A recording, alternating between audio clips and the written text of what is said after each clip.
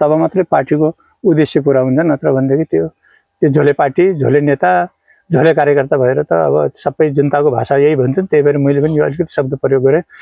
अब सबै मान्छेले त्यसरी राजनीतिमा टाइम दिएकै छैन। यो देशमा 4 घण्टा राजनीतिमा टाइम दिने, 4 घण्टा आफ्नो पेसा गर्ने भनेदेखि सबै कुरा सुध्रिन्छ। यहाँ खर्च पानी पनि धान्नु पर्यो। खर्च पानी धान्न सकेन भनेदेखि पनि राजनीति हुँदैन। राजनीति गर्नलाई पनि 2 पैसा चाहियो। त्यसको लागि पनि यसलाई सहायक पेसाको रूपमा लिएँ मैले यसलाई। नमस्कार, म विश्वराज पछलडङ्गा।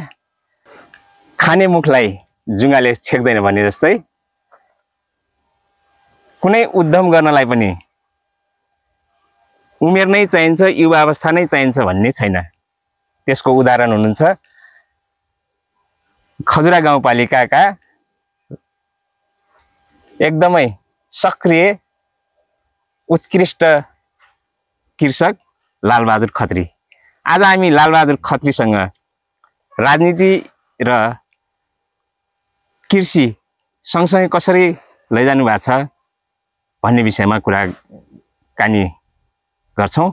यो भिडियो अन्तिमसम्म हेर्नुहोला। राजनीति र कृषि कर्मलाई सँगसँगै लग्नु भएको रहेछ, कसरी मिलाउनु भएको छ? अब के गर्ने, यो खर्च पानी पनि धान्नु पर्यो। खर्च पानी धान्न सकेन भनेदेखि पनि राजनीति हुँदैन। राजनीति गर्नलाई पनि 2 पैसा चाहियो। त्यसको लागि पनि यसलाई सहायक पेसाको रूपमा लिएँ मैले यसलाई। अरू त के हुन्थ्यो र, अब 24 घण्टा राजनीति कहिले गरेको छ र?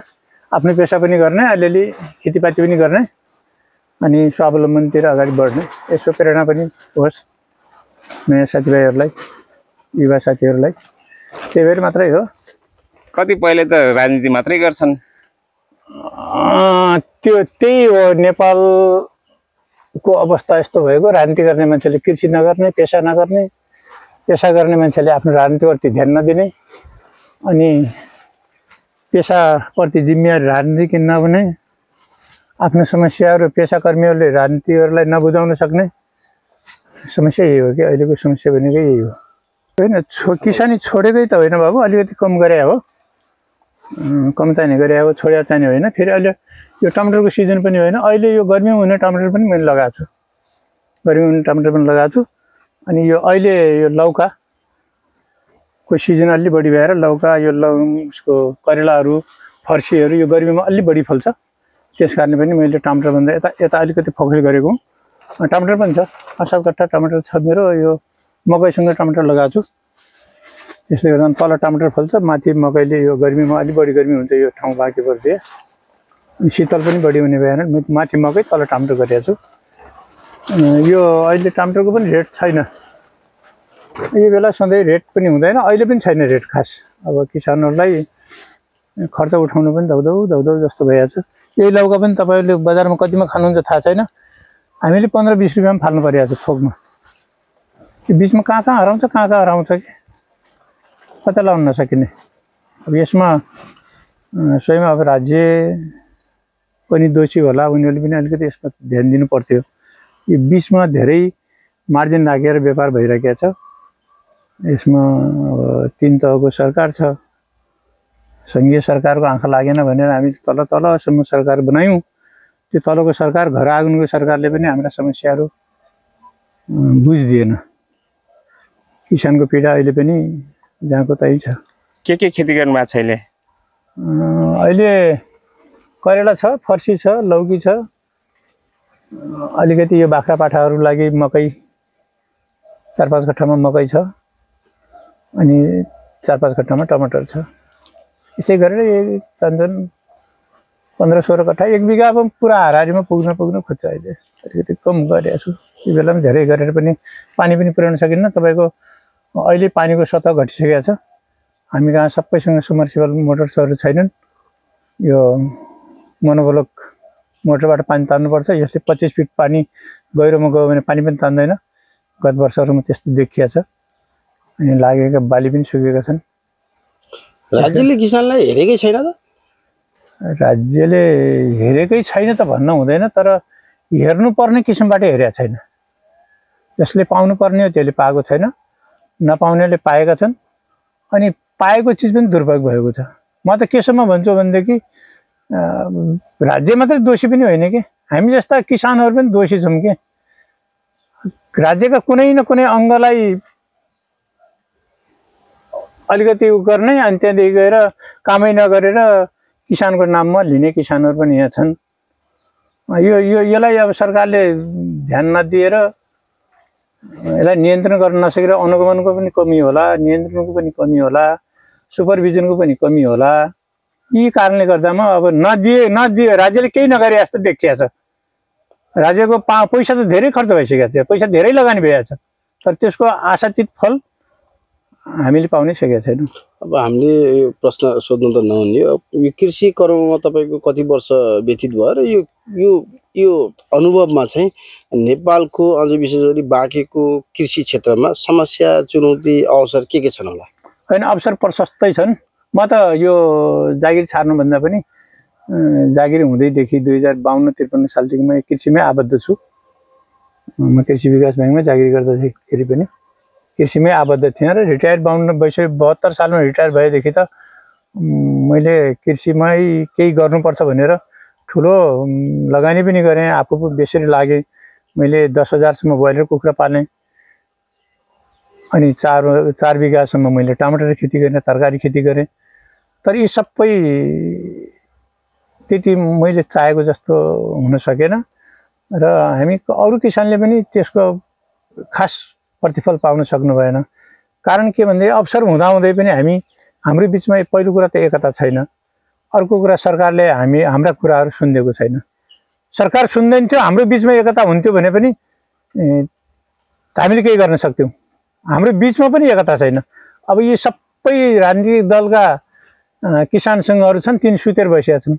अहिले 10 रुपियाँ किलो टमाटर छ, 12 देखि 15 रुपियाँ किलो लौकी फर्सी छ, 20-25 रुपियाँ करेला छ। नेपालमा तपाईँ जस्तै नेपालमा बस्ने मान्छेहरूले, सहर बजारमा बस्ने मान्छेहरूले मलाई लाग्छ 30-40 भन्दा तल कुनै तरकारी किन्नुहुन्न, त्योभन्दा बढीमै किन्नु भएको छ। यहाँ उत्पादन गर्ने मान्छे पनि ठकिएको छ, अनि उपभोक्ता पनि ठकिएका छन्। यहाँ बिचका मान्छेले खाइरहेका छन्। अब यत्रो नेपाल सरकारको विभिन्न कृषिमा ठुलो लगानी पनि छ। तपाईँको अनुसन्धान केन्द्र यहीँ छ, ज्ञान केन्द्र यहीँ छ, गाउँपालिकामा कृषि शाखा यहीँ छ, तर यतातिर कसैको ध्यान गएको छैन। किन यो मूल्यको अपडाउन भइरहेको छ त? नेपाली किसानले किन मूल्य पाएका छैनन् त भन्ने विषयमा पनि कसैले ध्यान दिएन के। यो मुख्य गरेर खुला बोर्डर हो। हामी कहाँ अलिकति नियम कानुनको पनि समस्या होला। यो WTO ले पनि हामीलाई एउटा समस्या बनाएको छ। यो जो नेपालले हस्ताक्षर गर्यो, WTO-मा हस्ताक्षर गर्दाखेरि अलिकति ध्यान दिइएन कि जस्तो पनि छ, र अन्धाधुन्ध आउन दिनुपर्छ भन्ने पनि छैन। कृषि उपजलाई भित्र्याउने हो, तर स्वस्थ भित्र्याउने नीति छ। तर यहाँ त के छ भनेदेखि चेकै हुँदैन। भन्सारमा बस्ने मान्छेहरूले तलबाट हात लगाएर पछाडिबाट हात लिएर लेनदेन गर्यो भनेदेखि त्यो चेकै नभएर आउँछ। यो खुला बाउडर बाँके जिल्लाकै यो लगभग 60-65 किलोमिटरको बाउडरमा प्रशस्त ठाउँमा हाम्रो सुरक्षाकर्मीहरू छन्, तर माल आइरहेको छ।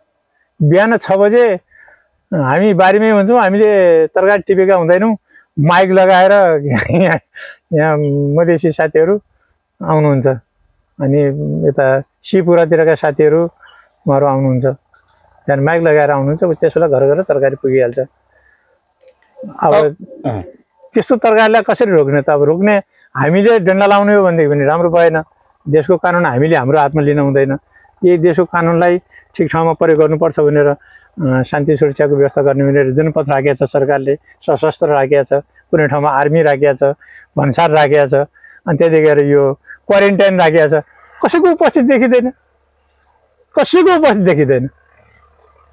तपाईँ बाउडरमा गएर तपाईँ यसो चेक गर्नुहोस्, तपाईँ क्यामेरा घुमाउनु भयो भनेदेखि त्यहाँ कसैको उपस्थित देखिँदैन। खालि जसबाट हप्ता आएन त्यसलाई समात्ने, त्यसलाई दुःख दिने बाहेक सुरक्षाकर्मीले कुनै काम गर्दैन। सुरक्षाकर्मीले काम गरेन, यसको माथिल्ला हाकिमहरूले सोच्नु पर्थ्यो होला। यो गुनासो र मैले मात्रै गरेको होइन, बाँके बर्दियाका सबै किसानहरूले यो गुनासो गर्नुभएको छ, तर पनि त्यो कुरा कानमा पुग्दैन। सिडिओ साहबहरू कहाँ बस्नुहुन्छ, किन आदेश गर्नु? जनताको गुनासोलाई त कमसेकम पनि हामीले झुटा बोले हो भनेदेखि हामीलाई पनि बोलाएर होइन के हो कसो तपाईँले किन यो कुरा सार्वजनिक गर्नुभएको छ भनेर भन्न सक्नु पऱ्यो नि। अनि हामी भन्थ्यौँ, त्यो पनि छैन। अनि एसपीहरू त्यो कमान्डिङ गरिराख्नु भएको छ, त्यो पनि छैन। त्यो हुँदाखेरि अब यो कुखुरा व्यवसाय हिजो सिद्धिहाल्यो, आत्मनिर्भरको नजिक पुगेको कुखुरा व्यवसाय। तरकारी पनि अब तपाईँको धेरै सिद्धिँदैछ। अब दुग्ध व्यवसाय अलिकति नेपालमा फर्स्ट आएको थियो बाँके बर्दियामा। अब हिउँदभरि मिल्क होलिडे हुन्छ, अहिले तपाईँको विभिन्न नाकाबाट दुध भित्रिया छ। अब त्यतातिर कसैको ध्यान गएको छैन। अब दुग्ध व्यवसाय साथीहरू पनि डुब्नुहुन्छ। अब अलिकति माछा छ, माछामा कहिलेबाट लाग्ने हुन् यी तस्करहरू, नत्र भने कुनै पेसा यहाँ गर्न दिँदैनन्। नेपालमा तपाईँहरू पत्रकारलाई म विशेष अनुरोध गर्छु, दिउँसो 12-1 बजीतिर 2 बजीतिर बस्नुहोस्। बराजको दुध दिउँसो आउँछ, 10 बजीदेखि पछि आउँछ। नेपालमा ठुल्ठुला मिठाई भण्डारहरूमा नेपालको दुध खपतै हुँदैन, सबै इन्डियन दुध खपत हुन्छ। उहाँहरूको आँखा मुनि छ त्यो कुरा। यही नेपाल सहरमा सुरक्षाका सबै निकायहरू त्यहाँ बसेका छन्, तर त्यहीँ तस्कर हुन्छ, त्यहीँ इन्डियन कुखुरा आउँछ, त्यहीँ इन्डियन दुध आउँछ, त्यहीँ इन्डियन तरकारी आउँछ। अब के गर्नुहुन्छ? यो कसै कहिले कहिले हाँसो पनि लाग्छ कि यस्ता कुराहरू भन्दाखेरि गर्दाखेरि। यही कुरा कतिचोटि भनिरहने हो, कतिचोटि गरिरहने हो, कसैले सुन्ने होइन, केही नि त खालि के हो भने मजाक जस्तो भयो। अहिले मजाक जस्तो भइहाल्छ। तर पनि हामीले आशा मारेका छैनौँ, गर्नुपर्छ, गरे हुन्छ। कुनै न कुनै एक दिन गतिलो प्रशासक पक्कै पनि आउला, गतिलो नेता पक्कै पनि आउला। गतिलाई मान्छेहरू आएनन् भनेदेखि त यो कन्डिसनमा त यो कृषि त के रहला, रहँदैन। त्यस कारणले नेतृत्वमा पनि फेरबदल होला, प्रशासनिक क्षेत्रमा पनि फेरबदल होला, राजनीतिक क्षेत्रमा पनि फेरबदल होला। राम्रा मान्छेहरूलाई चुन्नेमा नयाँ युवा साथीहरूले जमातले जमर्को गर्नु होला, यसै आशामा छौँ हामी त। तपाईँ एकपटक म थाकिसके अब तरकारी खेती गर्दिनँ भनेर बस्नु भएको थियो नि? होइन, थाकिया त होइन, त्यसरी त किन त्यस्तो भएको? नभन्नुहोस् न, कुरा गरिदिनुहोस्। मलाई आफैलाई पनि अप्ठ्यारो लाग्छ थाकिया भनेपछि। म थाकिया छैन, म थाक्दा पनि थाक्दिनँ। म अलिकति तपाईँलाई पुरानो झलझलको पनि दिन चाहन्छु। म 8 वर्षको केटो 2023 सालमा बा आमासँग सुर्खेतबाट आउँदाखेरि गाई धपाउँदै आएको मलाई ती झलझल याद छ। मैले 33 सालमा एसएलसी दिँदाखेरि मैले चप्पल नलाएर एसएलसी दिएको हो। 37-38 सालमा यो पदम बाबु भन्ने यहाँ मिल थियो खजुरामा, त्यो मिलमा हामीले दिनभरि त्यो धान उसिनेको चामललाई दिनभरि खुट्टाले ढारेर अनि दिनमा उनीहरूले 3 रुपियाँ 4 रुपियाँ दिँदाखेरि हामी फिस तिरेर हिँडेको मान्छे। त्यसरी आज यो ठाउँमा आएछौँ, थाक्ने भन्ने कुरै हुँदैन। तर निराश हुनुभएको थियो? निराश हो त अलिकति। के भइदो रहेछ भनेदेखि कहिलेकाहीँ त्यो निराश पनि चाहिने आउँदो रहेछ। पोहोर साल परार साल त्यो टमाटरले गर्दा अलिकति निराश ल्याएकै हो। मैले 4-4 बिघाको टमाटर फाल्नु पर्यो। राज्यको कुनै ठाउँबाट अलिकति पनि सुविधाहरू केही मैले अलिकति पनि पाइनँ। त्यो हुँदाखेरि नगर्ने कि भनेर थोरै मात्रामा गरेको। अहिले फेरि होइन, गर्ने यस्तो गर्नु हुँदैन। हामीले अगाडिको सिनियर मान्छेहरूले, अगुवा मान्छेहरूले गरिनु भने भोलि यो कृषि कहिले गरिदिन्छ? हाम्रो त कृषि प्रधान देश हो। त्यो हुँदाखेरि सिस्टममा परिवर्तन ल्याउनुपर्छ। हामीले कमसेकम यसलाई ध्यान दिनुपर्छ। भोलि यहाँका युवा साथीहरू आउनुहुन्छ, युवाहरू आउनुहुन्छ, उहाँले केही न केही सोच्नुहुन्छ, गर्नुहुन्छ। यो बाध्यता छ, नेतृत्वले पनि सोध्छ अनि सुरक्षाहरूले पनि सोध्छ र केही परिवर्तन हुन्छ भन्ने आशैमा छु। म त निराशा छैन। तपाईँ त एउटा राजनीतिक दलको नेता कार्यकर्ता भने आफै पनि नेतृत्वमा आएर यो कृषि क्षेत्रमा तपाईँले जुन कुरा भोगिराख्नु भएको छ, जुन भोगेको कुरा बताउनु भयो, त्यो कुराहरू चाहिँ परिवर्तन ल्याउन किन आफै अग्रसर नसर्ने भन्ने प्रश्न पनि त आउँदा नि त। म आफू कुनै न कुनै राजनीतिक दलमा त आबद्ध छु नै, त्यसमा त दुई मत छैन।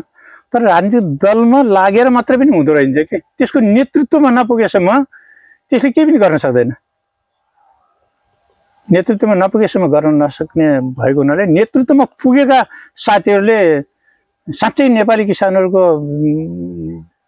के दर्द छ, के मर्म छ, के अप्ठ्याराहरू छन्, कस्तो जीवन जिइरहेका छन्, यो सबै मान्छे विदेश भनिरहेका छ, यो केही सम्भावना छैन भनेर यहाँ कराइरहेका छन्, त्यो त नेतृत्वले बुझेर कुनै पनि राजनीतिक दलले नेतृत्व गरेको ठाउँमा उहाँहरूले आफ्नो आफ्नो सिद्धान्त अनुसार आफ्नो आफ्नो घोषणा पत्र अनुसार अगाडि बढ्दैपछि त यस्तो खालको निराशाको वातावरण पनि बन्ने थिएन।